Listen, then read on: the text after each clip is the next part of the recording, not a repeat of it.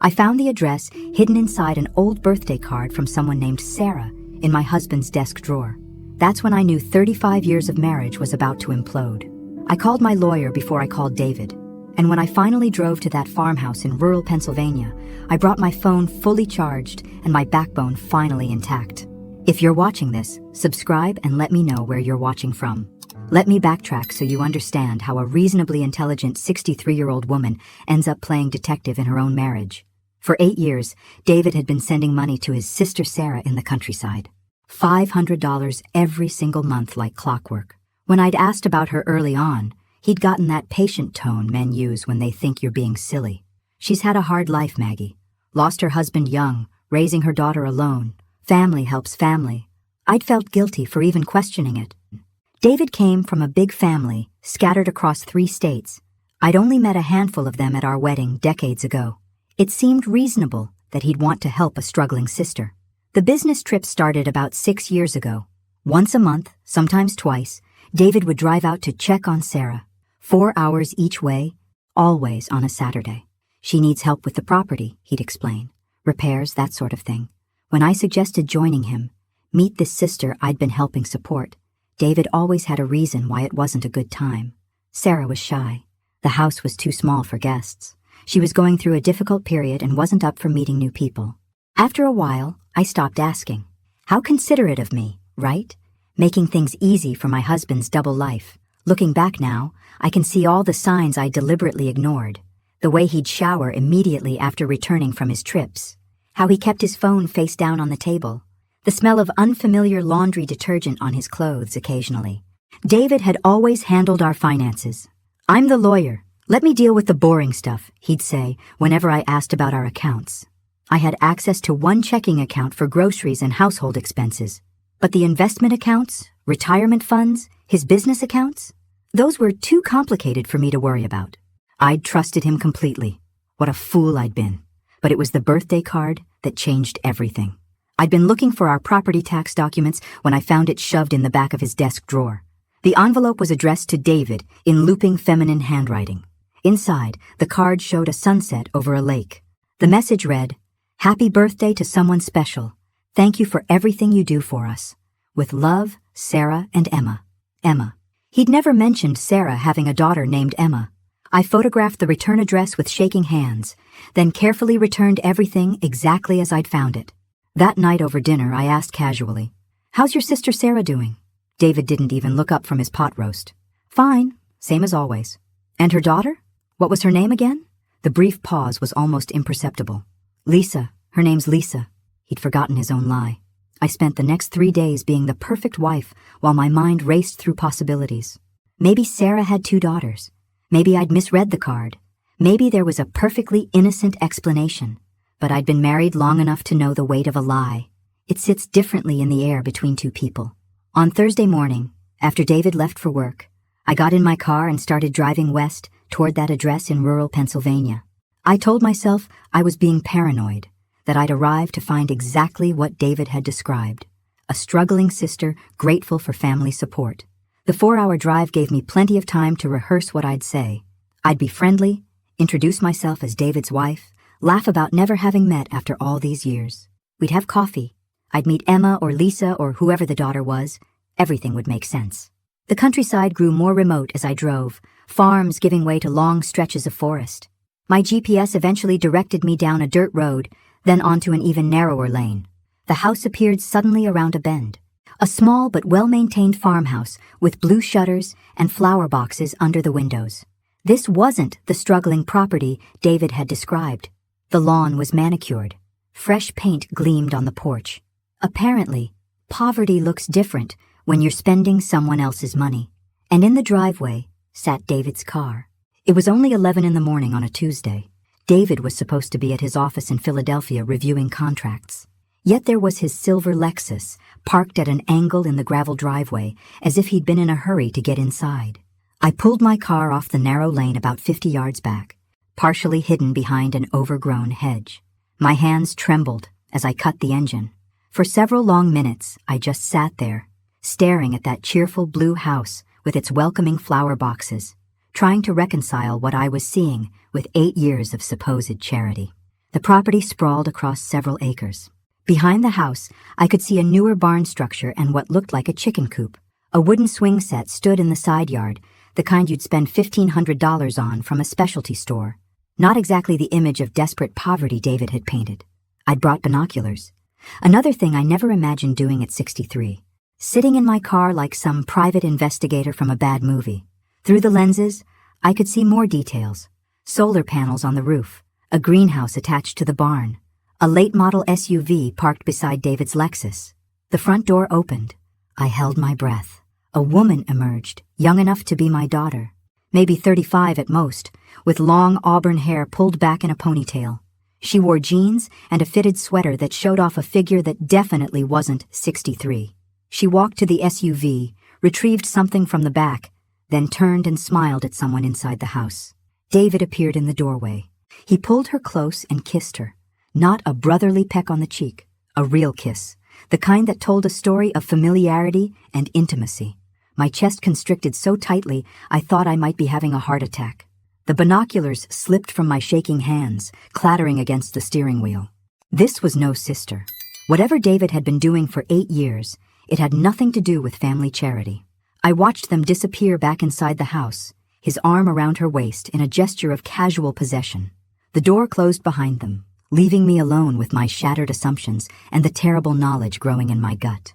Part of me wanted to storm up that driveway, pound on that door, demand explanations.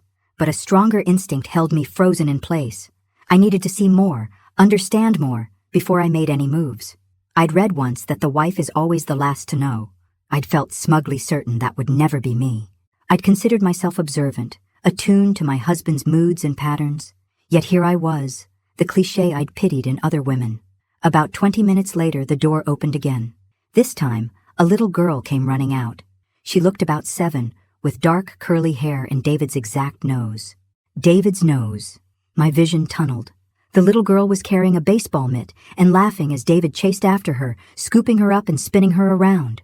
Her delighted squeals carried across the distance. The young woman stood on the porch, watching them with a smile that spoke of 1,000 similar moments. This wasn't an affair. This was a life. A whole separate life David had built while I'd been home in Philadelphia, believing in family charity and business trips. The girl wrapped her arms around David's neck. He carried her toward the barn, speaking to her with animated gestures. Everything about his body language screamed comfort, belonging, love. I'd been married to this man for 35 years. We'd raised 2 sons together. We'd buried both his parents and mine. I'd held his hand through his father's funeral and celebrated every promotion, every milestone. And apparently, for at least 8 years, I'd been sharing him with an entire other family. The implications crashed over me in waves. The money, obviously, was just the start. How many lies had he told? How many late nights at the office had been spent here? How many business conferences had been long weekends with them? My phone buzzed. A text from David. Working lunch with clients. Will be home by 6. Love you. The casualness of the lie took my breath away. Love you. As if those words meant anything when they came from a man who was, at that very moment, playing father to a child I'd never known existed. I sat in that car for 3 hours, watching David live his other life. The little girl whose name I didn't know. The woman who smiled at him with the easy familiarity of years, not months. The way he'd kneel down to tie the child's shoe, patient and attentive in a way I'd forgotten he could be. Our own sons had left home over a decade ago. Michael was in Seattle with his own family. James had moved to London for work. David had seemed content with our empty nest, never expressing any desire for grandchildren beyond polite interest when the boys called. Yet here he was, fully engaged with this child who couldn't be his granddaughter. Not unless the math made sense, and from where I sat, nothing about this situation made any sense at all. Around 2 in the afternoon, they all went back inside. I waited another agonizing 30 minutes, then made a decision. I couldn't sit in this car forever, and I needed answers more than I needed to protect myself from the truth. The walk to the front door felt like crossing a battlefield. Each step on that gravel driveway crunched too loudly in the afternoon silence. The flower boxes I'd noticed earlier were full of chrysanthemums, the kind David always said were too much work for our own garden. I raised my hand to knock, then paused. Through the window beside the door, I could see into the living room. David sat on a comfortable-looking sofa, the little girl curled against his side. He was reading to her from a large picture book, his voice carrying that gentle tone I remembered from when our boys were small. The young woman, his supposed sister Sarah, came in carrying a tray with what looked like hot chocolate and cookies. She set it down, ruffled the child's hair, and kissed the top of David's head before settling in beside them. It was such a domestic scene, so perfectly ordinary, that it felt obscene. This was someone's family, someone's normal afternoon. The problem was, David already had a family. He had me, though apparently I was the discount version he kept in the closet. I knocked before I could change my mind. The sound seemed to shatter the peaceful tableau. Through the window, I watched David's head snap up, his expression shifting from relaxed contentment to alarm in an instant. The door opened. The young woman stood there, still smiling, clearly expecting a neighbor or delivery person. Her smile faltered when she saw me, an unfamiliar older woman on her porch. "Can I help you?" Her voice was pleasant, genuinely curious. "I'm looking for Sarah," I said, surprised by how steady my voice sounded. "I'm Maggie Sullivan, David's wife." The color drained from her face. Behind her, I heard David's sharp intake of breath, followed by rapid footsteps. He appeared in the doorway, his face a mask of panic that would have been comical if it wasn't destroying my entire world. "Maggie, what are you doing here?" "I found your birthday card," I said simply. "From Sarah and Emma." The young woman, still standing frozen in front of me, made a small sound. Not Sarah, then. Her name was something else, and she just realized that the lie had unraveled. "It's not what you think," David started, which might be the most cliched sentence ever uttered by a caught man. "Really?" I kept my voice pleasant, almost conversational. Years of corporate work had taught me that the quieter you speak, the more people have to lean in to hear you. And I wanted them to hear every word. Because what I think is that for 8 years, you've been sending $500 a month to someone who isn't your sister. What I think is that you've been lying to me every single time you drove out here for your supposed charity visits. What I think is that little girl in there has your nose, your eyes, and probably your DNA. The young woman started crying silently, tears streaming down her face. David looked like he might be sick. "Maggie, please, let me explain. Can we go somewhere and talk?" "Oh, I'm not going anywhere," I said. "Not until I understand exactly what I'm looking at. So why don't we start with the truth? What's your real name?" I asked the woman. "Nicole," she whispered. "Nicole Peterson." "And the little girl?" "Emma?" Nicole nodded, unable to speak. "Is David her father?" Nicole's yes was barely audible, but it detonated like a bomb in the quiet afternoon. David's face crumbled. All his usual confidence, that take-charge attitude he'd cultivated over decades in corporate law, vanished. He looked old suddenly, older than his 65 years. "How long?"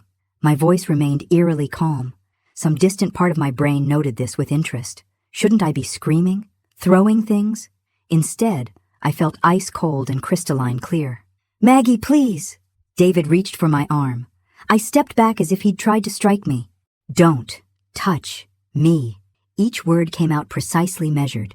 "How long has this been going on?" Nicole wiped her eyes with the back of her hand. 9 years. We met 9 years ago.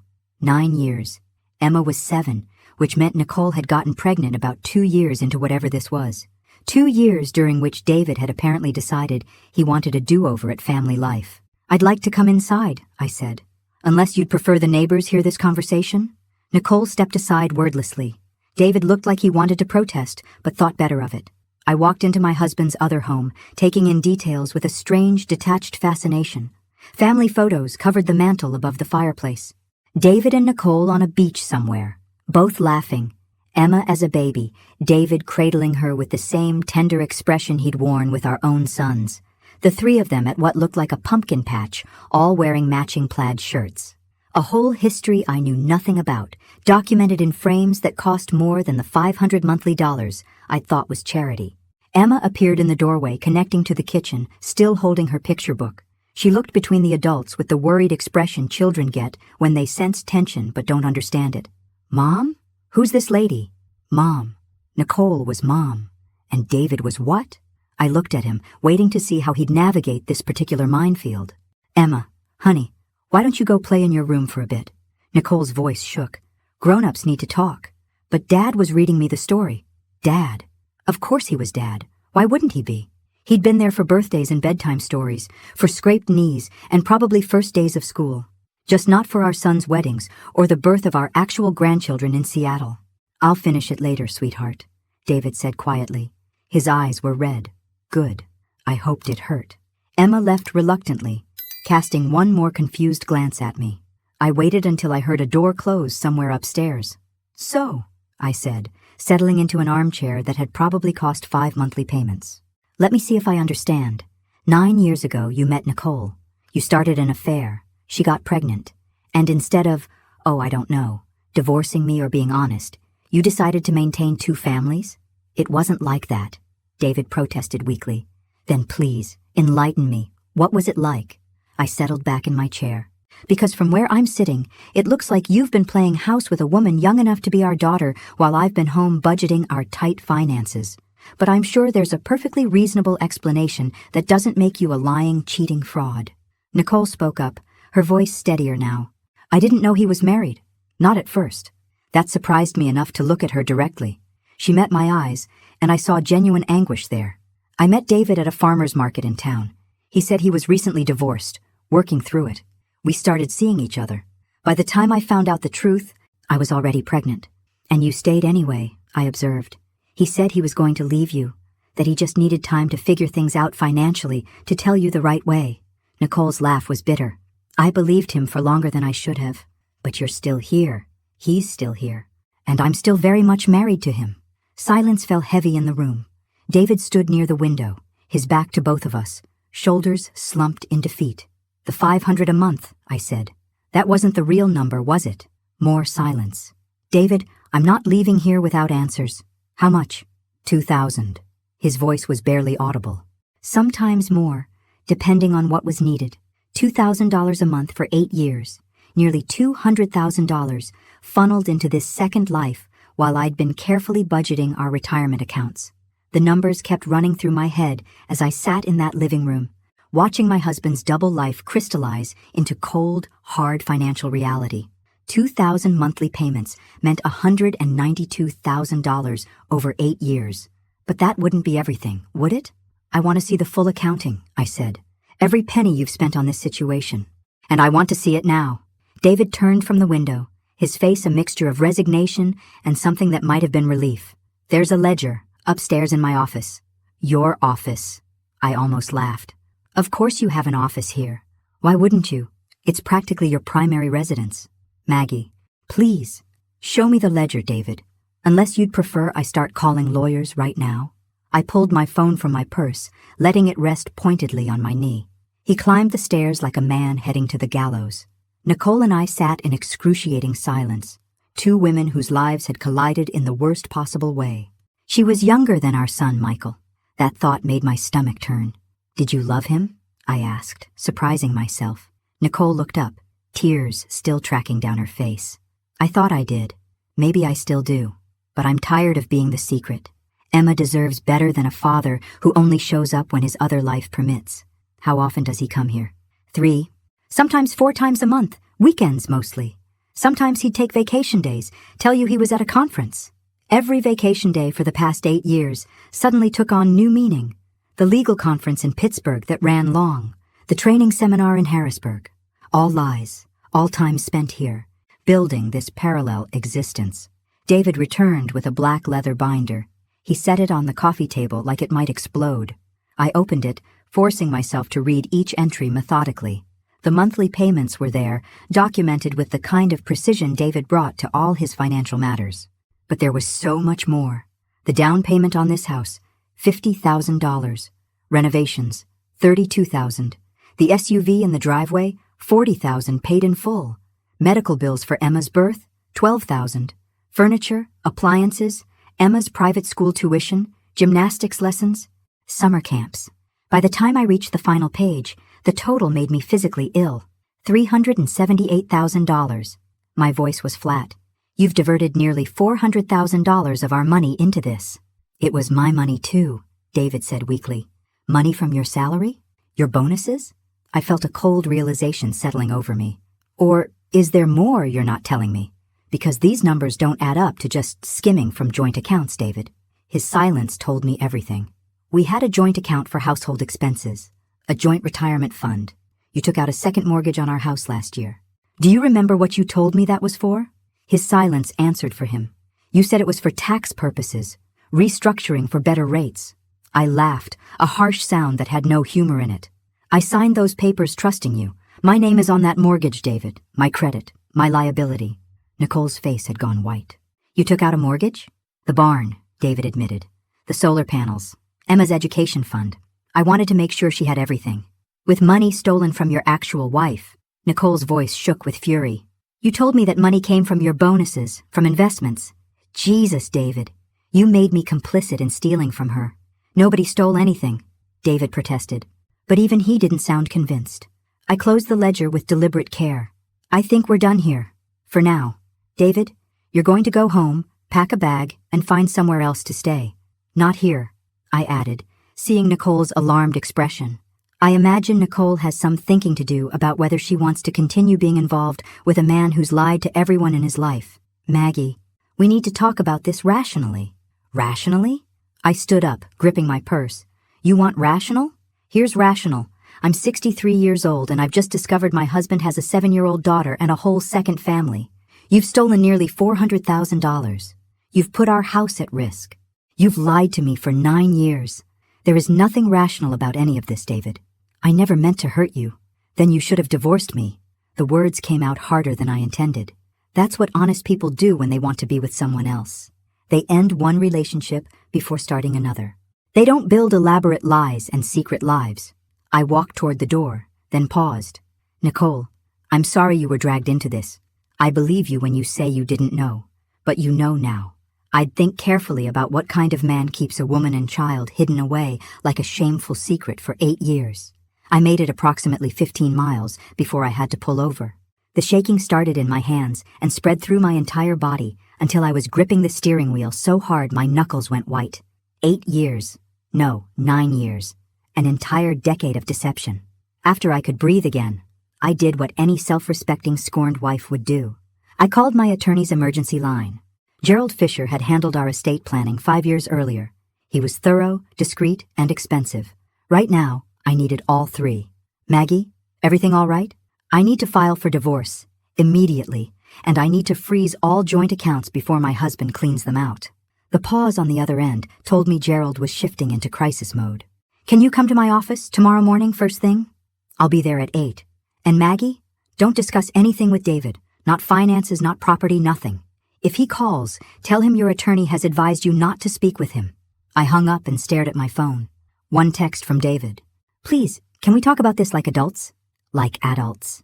The man who'd maintained 2 families wanted to discuss adult behavior. I didn't respond. Instead, I called our bank and put a freeze on all withdrawals above $500 from our joint accounts. It would buy me a day, maybe 2, before David realized what I'd done.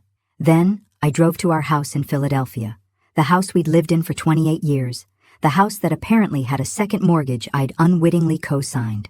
I walked through rooms that suddenly felt like a museum to a life that had never really existed. I called Michael first. It was early morning in Seattle, but this couldn't wait. Mom, everything okay? No, honey, nothing's okay. I need to tell you something about your father. My voice cracked. Can you get James on a 3-way call? You both need to hear this. 10 minutes later, I told them everything. The silence on the line was deafening. I'm flying out tomorrow, Michael said finally, his voice tight with rage. Me too, James added. Mom, are you safe? Do you need us to come tonight? I'm safe. Your father is the one who should be worried. I looked around at the house that no longer felt like home. Come when you can. We'll figure this out together. After we hung up, I started packing David's belongings. Not out of drama or revenge, though there was certainly some satisfaction in it. No, I packed his things because Gerald had said not to discuss anything, and I wanted David's belongings out of my space before I said something I'd regret. By 10 that evening, 12 garbage bags sat in the garage.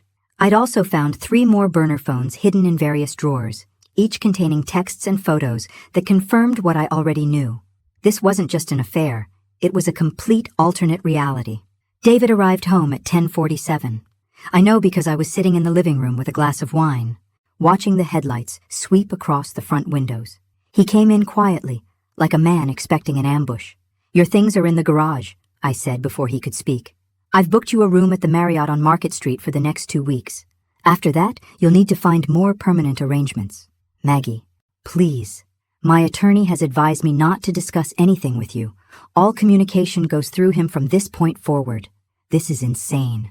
We've been married for 35 years. I took a sip of wine, meeting his eyes over the rim of the glass. Apparently not as exclusively as I thought. I made mistakes. I know that. But throwing away 35 years, you threw them away, I interrupted. The moment you decided a secret family was more appealing than being honest with your wife. I'm just dealing with the aftermath. David slumped into the chair across from me. What do you want? Money? The house? I'll give you whatever you want. What I want is the last 9 years of my life back. Can you give me that? He had no answer. I want the trust back, the honesty, the marriage I thought I had. Can you give me any of those things? More silence. I found the burner phones, all 3 of them. The texts to Nicole. The photos of Emma's birthday parties, her school plays, her first day of 2nd grade. You were living a completely separate life, David. And the worst part? You were good at it. If I hadn't found that birthday card, how much longer would this have gone on? I don't know, he whispered. Would you have told me when Emma graduated high school? College? Or were you planning to maintain this charade until one of us died? Something in my voice must have finally broken through his defenses. David buried his face in his hands. His shoulders shook with sobs that might have moved me once. Before I knew he'd spent our retirement savings on another woman's child. Get your things and go, I said quietly. We'll let the lawyers handle the rest. He left without another word. I heard the garage door open, the sound of bags being loaded into his car, then the engine starting. I sat in that living room until long after his taillights disappeared, finishing my wine and planning exactly how I was going to dismantle the life he'd built on lies. And somewhere in rural Pennsylvania, Nicole was probably having similar thoughts. Gerald Fisher's office smelled like expensive leather and the kind of confidence that comes from winning.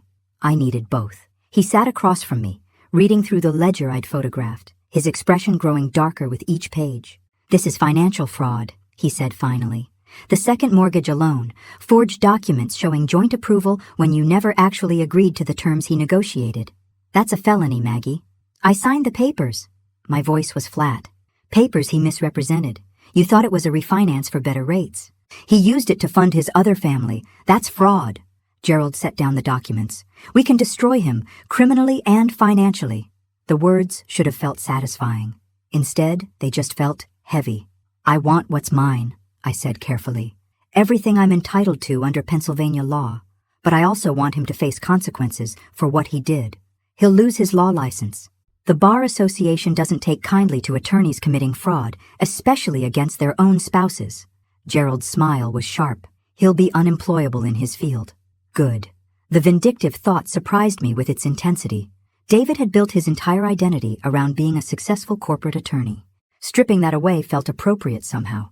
Call it karma, with a law degree. There's more, Gerald said, flipping to another section of notes. I had my investigator run some preliminary checks. Your husband's been moving money, large amounts consistently for the past 3 months. My stomach dropped. Where? Offshore accounts, Cayman Islands specifically. He's been liquidating assets, transferring funds, classic signs of someone preparing to disappear.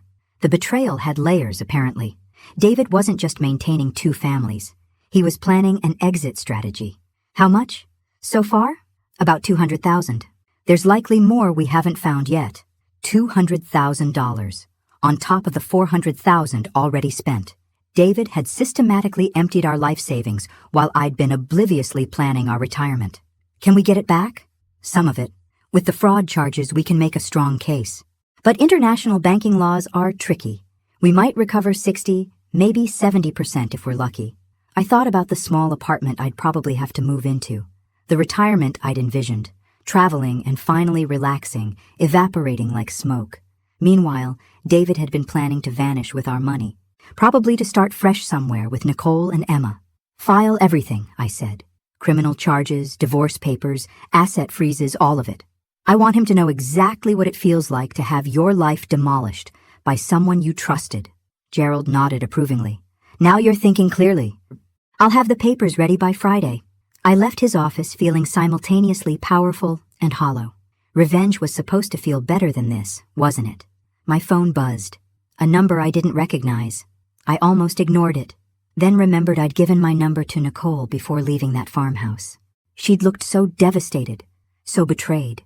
We'd exchanged numbers with the understanding that we were both victims of David's deception. Hello? Maggie? It's Nicole. I need to talk to you. There's something you need to know. The urgency in her voice made my pulse quicken. What is it? Not over the phone.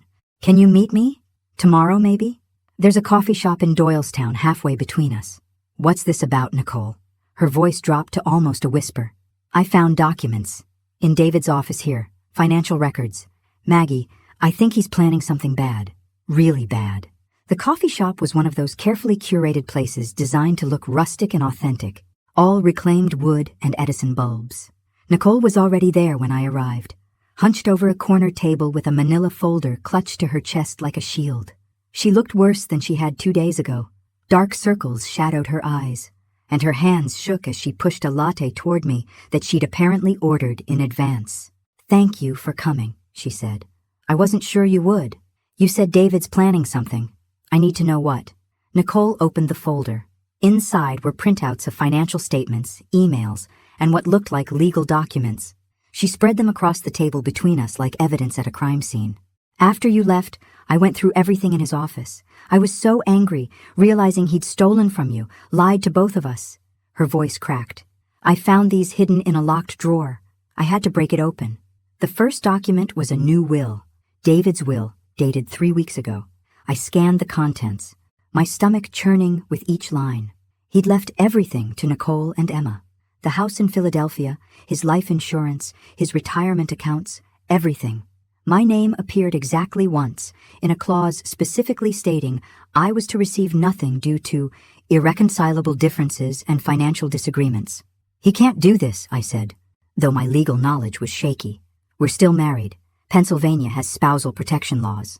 Keep reading, Nicole whispered. The next document made my blood run cold. It was a durable power of attorney, granting Nicole full control over David's affairs in the event he became incapacitated. Below that, medical records. David had stage 3 pancreatic cancer. The diagnosis was dated 8 months ago. He's dying, Nicole said unnecessarily. 6 months, maybe less. The doctor said it's aggressive. My mind reeled. David was dying. He'd known for 8 months and never said a word. Not to me. Apparently not to Nicole until recently either, based on her shock. How thoughtful of him to keep us both in suspense. When did you find out? I asked. 3 days ago. He finally told me after you showed up. Said he'd been trying to protect me from the worry. Nicole's laugh was bitter. Protect me? Like I'm some child who can't handle reality. I understood that bitterness intimately. There's more, Nicole continued, pulling out another document. Life insurance policies, 3 of them. Total payout of $2 million, all with Emma and me as beneficiaries. He took them out 2 years ago. $2 million. Life insurance that I knew nothing about, purchased with premiums that must have come from our joint accounts. He's been planning this for years, I said slowly, the pieces clicking together. He knew he was sick, probably suspected before the official diagnosis. He set up the will, the insurance, the power of attorney. He was going to die and leave me with nothing while you and Emma got everything. It's worse than that. Nicole pushed across an email chain. Read these. The emails were between David and a financial advisor in the Cayman Islands. They discussed transferring assets, establishing offshore trusts, and timing everything to coincide with the endpoint, David's death. He'd been systematically moving money offshore, planning to die, and let Nicole collect everything while I dealt with the debt and legal mess he'd leave behind. The second mortgage, the credit cards in both our names that he'd maxed out, all of it would become my responsibility while his life insurance paid out to his other family. He was going to frame me, I said, my voice eerily calm. Make it look like I'd been the one mismanaging our finances. Then he'd die, you'd collect millions, and I'd be left with nothing but debt and blame. Nicole nodded, tears streaming down her face. I didn't know. I swear to you, Maggie, I had no idea about any of this. When I found these documents, I was sick. Literally sick. I threw up in his bathroom. Why are you showing me this? You could have kept quiet, collected the insurance, moved on. Because this is wrong, Nicole said fiercely. I'm not a saint, okay? I slept with a married man. I kept seeing him after I knew the truth. But I'm not a thief. Emma deserves better than money stolen from someone her father betrayed. And you deserve to know what he's been planning. We sat in that coffee shop for 3 hours. 2 women who should have been enemies, united by the same man's elaborate betrayal. Nicole showed me everything she'd found. Bank statements proving David had been draining accounts for years. Investment portfolios liquidated and transferred. There's something else, Nicole said, pulling out another document. He tried to transfer your house. Look at this. It was an attempted quitclaim deed, dated 6 months ago. David had tried to transfer the Philadelphia house to a trust controlled by Nicole. But the signature, my signature, was so obviously forged that even I could see it was fake. He never filed it, Nicole said. I think he knew it wouldn't hold up. The notary stamp is fake too. Look at the date. But he was trying, Maggie. He was trying to take everything from you. More fraud, more felonies. My husband hadn't just betrayed me emotionally. He'd systematically dismantled my entire financial life while I'd trusted him completely. I need to ask you something, I said. And I need you to be completely honest. Did you love him? Nicole was quiet for a long moment. I thought I did. In the beginning, when I believed his lies about being divorced, yes. I loved who I thought he was. She paused, wiping her eyes. I found out he was still married when Emma was 6 months old. A neighbor mentioned seeing his wedding ring tan line. I confronted him. He cried, said he was planning to leave you, that he just needed time to do it right. And like an idiot, I believed him. 7 years, I said quietly. You waited 7 years. Every year he had an excuse. The business wasn't stable enough. Your health was bad, and he couldn't abandon you. His mother was dying. Then it was your mother. Always something. Her voice hardened. But when I found out about the cancer 3 days ago, and saw these documents, I realized he was never planning to leave you. He was planning to die, and leave me holding stolen money, while you got blamed for everything. That's when I understood. He never loved either of us. We were both just convenient. He told me he loved me every day, I said, right up until I found that birthday card. 35 years of I love you, and every single one was a lie by omission. Emma asks about you, Nicole said suddenly. She wanted to know who the sad lady was. I told her you were someone important to her dad. She said you looked like you needed a hug. The unexpected kindness from a child who had no idea she'd been the catalyst for my life's implosion made my throat tight. What will you do? I asked. With the insurance money. When David dies. I don't want it. Nicole's voice was firm. Not like this. Not money stolen from you. Emma and I will figure something out. I have my job. My parents can help. We'll manage. You'd give up $2 million? I'd give up $2 million stolen through fraud and forgery. Yes. Nicole met my eyes. I made mistakes, huge ones. But I'm not who David tried to make me. I'm not the kind of person who profits from someone else's suffering. An idea was forming in my mind. Dangerous, probably illegal, definitely satisfying. What if there was a way to make this right? I said slowly. Not just right. What if we could make David face everything he's done before he dies? Nicole leaned forward. What are you thinking? He's been planning his death like it's a business transaction. Neat and tidy, with you collecting his insurance while I'm left holding the bag. What if we disrupted that plan? How? I have a very good lawyer. One who's already building a criminal case against David. With these documents, we have proof of fraud, forgery, financial elder abuse. We can file charges now, before he dies. Understanding dawned on Nicole's face. If he's convicted of fraud, the insurance policies won't pay out. The clauses about illegal activity void everything. Exactly. And the offshore accounts? My lawyer can freeze those too. David planned to die a martyr, securing his daughter's future. Instead, he'll die knowing he destroyed everything he tried to protect. That's brutal, Nicole said. Then, after a pause, I'm in. What do you need from me? Testimony. Documentation. Everything you found. And Nicole? I reached across the table and squeezed her hand. Thank you. For being honest when you didn't have to be. She squeezed back. Thank you for not hating me. I wouldn't have blamed you if you did. I did. For about an hour after I left your house. Then I realized you're as much his victim as I am. He lied to both of us, made us both complicit in his schemes without our knowledge. I gathered the documents into a neat pile. But we're not victims anymore. We're witnesses. And we're going to make sure David Sullivan faces consequences for every lie he ever told. Gerald Fisher looked like Christmas had come early when I dropped the folder on his desk 3 days later. He flipped through Nicole's documents with increasing excitement, occasionally letting out soft whistles of appreciation. "This is a prosecutor's dream," he said finally.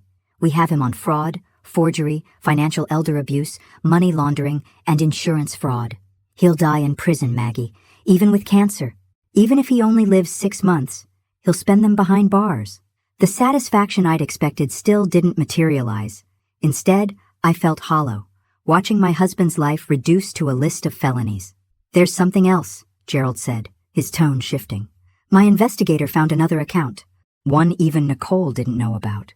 He slid a bank statement across the desk. I scanned the numbers, then stopped, read them again, certain I'd misunderstood. "That's $3 million, I said slowly. $3.2 million to be exact.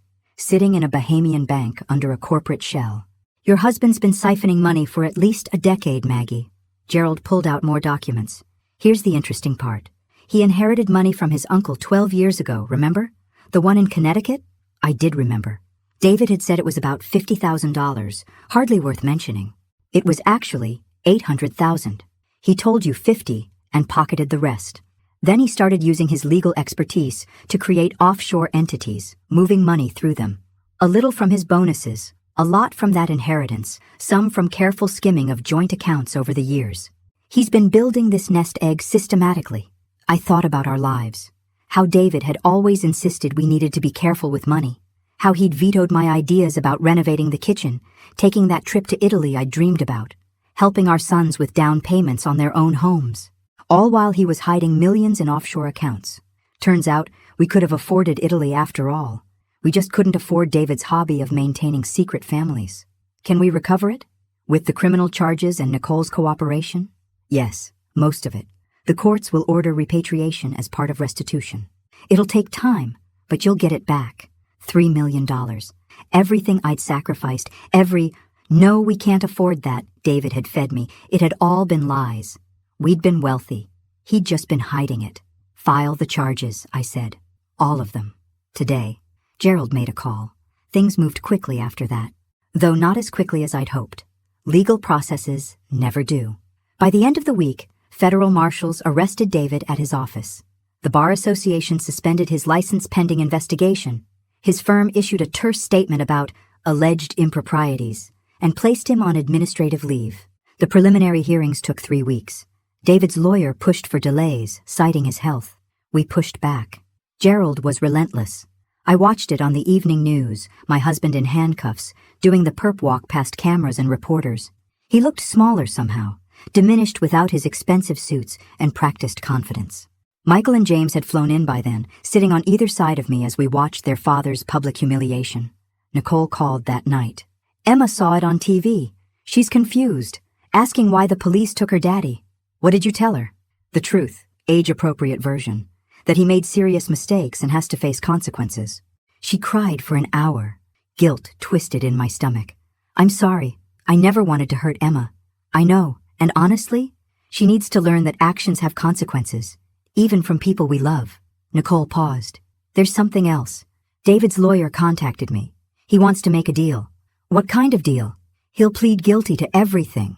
Agree to full restitution if we both agree not to testify at trial. He doesn't want Emma watching months of court proceedings." She took a breath. "And he's asking for house arrest with hospice care instead of prison. His doctors say he has less than 3 months now. The cancer's spreading fast. The federal prosecutor is willing to agree since he's terminal and a first-time offender, but only if we both consent." "What did you say?" "I said I needed to talk to you first. We're in this together now." I thought about Emma crying over her father's arrest, about David dying alone in a cell versus dying at home, about whether revenge required destroying him completely or if justice could be satisfied another way. "Tell his lawyer we'll consider it," I said finally. "But I want more than restitution.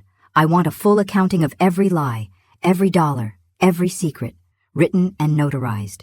And I want David to tell our sons the truth himself. Every bit of it." "That's fair," Nicole said. "I'll let them know." The meeting happened in Gerald's conference room 2 weeks later. David looked terrible, his cancer clearly progressing rapidly despite treatment. He'd lost at least 30 pounds. His skin had a grayish tint, and he moved like every step hurt. Part of me felt pity. The larger part, remembered 3 million hidden dollars and years of calculated lies. Our sons flanked me on one side of the table. Michael and James had stayed in Philadelphia, taking family leave from their jobs. Both looked shell-shocked, alternating between rage and grief. David sat across from us, his lawyer beside him, Nicole at the far end, a silent witness to this final reckoning. "You wanted the truth," David began, his voice raspy. "Here it is, all of it." For 2 hours, he talked. About meeting Nicole at a farmer's market 9 years ago. About the affair that became a relationship that became a pregnancy. About deciding he wanted to be a father again, to do it better this time, more present and engaged. About the fear of losing everything if he came clean, so he doubled down on the lies instead. "I convinced myself I could manage both lives," he said, "that I was providing for everyone. I told myself I was being responsible, protective, but really, I was being a coward." Michael's jaw was clenched so tight I worried he'd crack a tooth. James had tears streaming silently down his face. "The money?" I prompted. David pulled out a thick document. "Every account, every transfer, every dollar. It's all here. $3.4 million total, accumulated over 12 years. I started with Uncle Harold's inheritance, $800,000 that I told you was only 50. I invested it, grew it through careful trading. Then I began moving small amounts from our accounts, from my bonuses. I used my legal knowledge to create offshore structures, hide the movement." He looked at me directly. "I told myself it was insurance, security. Then it became my escape fund, my freedom money. But really, it was just greed and cowardice." "You stole from your family," Michael said, his voice shaking with rage. "While James and I struggled with student loans, while Mom worked part-time at the library to help make ends meet, you were hiding millions?" "Yes." "Why?" James's question was barely a whisper. "Just tell us why." David was quiet for a long moment. When he spoke, his voice was broken. "Because I was selfish. Because I wanted what I wanted, without consequences. Because I thought I was smarter than everyone else, that I could manage it all." He looked at me directly. "Because I stopped seeing you as a person and started seeing you as an obstacle to my happiness." The honesty was brutal. Also, 35 years too late. "I have 6 weeks," David continued. "Maybe 8 if the treatment works better than expected. I'm pleading guilty to all charges. The restitution agreement returns everything to your mother. The offshore accounts, the house, all of it. Nicole has agreed to sign over any claim to my estate. Emma shouldn't be punished," I said quietly. Everyone turned to look at me. "She's 7 years old. She didn't ask for any of this. I want a trust established for her education. $200,000. It's separate from David's estate, funded from the recovered money before distribution." Nicole's eyes widened. "Maggie, you don't have to—" "I know. But Emma is innocent in this, and she's going to grow up knowing her father died a criminal. That's punishment enough. She deserves the chance at a good education, a decent start." David was crying silently. "Thank you," he managed. "I'm not doing it for you," I said coldly. "I'm doing it because it's right. Something you never quite figured out." The meeting wrapped up shortly after. Papers were signed, notarized, filed. David would serve house arrest at a facility with hospice care. The money would be returned. Justice, of a sort, would be served. Michael and James left together, too angry to speak to their father. Nicole gathered her things and gave me one last hug. "Thank you," she whispered, "for everything." "Take care of Emma," I said. "And Nicole, find someone who deserves you, someone honest." She nodded and left. David remained, waiting to be transported to the facility. We were alone for the first time since everything had unraveled. "I'm sorry," he said. "I know it doesn't matter now, but I am truly sorry." "You're right," I agreed. "It doesn't matter. Sorry doesn't give me back 35 years. Sorry doesn't erase the humiliation or the betrayal. Sorry is just a word, David, and you've proven that words mean nothing." I walked out of that conference room with my head high, $3 million richer and infinitely lighter without the weight of his lies. Gerald had done the math. After legal fees and restitution, I'd net about $2.8 million, enough to buy a small house somewhere warm, enough to finally take that trip to Italy, enough to help Michael and James buy homes, start the college funds for their kids that David had pretended we couldn't afford.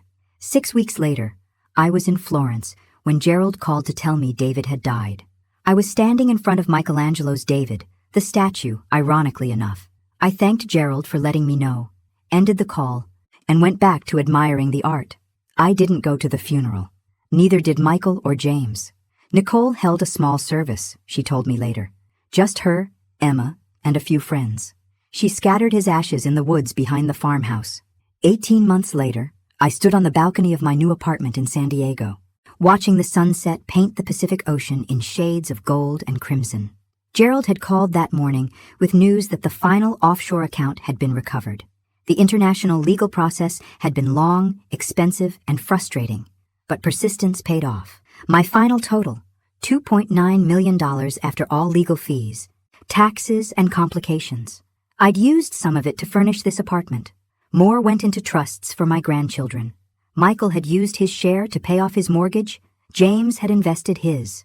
Emma's education fund was safely managed by an independent trustee, ready for her college years.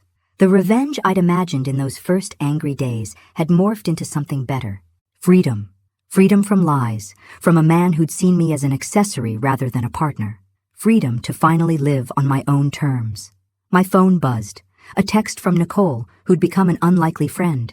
Emma started 3rd grade today. Sent you a photo. The photo showed a smiling little girl with a backpack almost as big as she was. She had David's nose and Nicole's eyes, and absolutely none of the blame for the chaos her existence had caused. I texted back a heart emoji and a message of congratulations. Then I poured myself a glass of wine, turned on some jazz, and watched the sun sink into the Pacific. Somewhere, David was gone. His lies were exposed. His carefully constructed dual life had collapsed into truth. And me? I was finally, completely, gloriously free. The sunset was beautiful. The wine was excellent. And for the first time in 35 years, my life was entirely, wonderfully my own. Thanks for listening. Don't forget to subscribe and feel free to share your story in the comments. Your voice matters.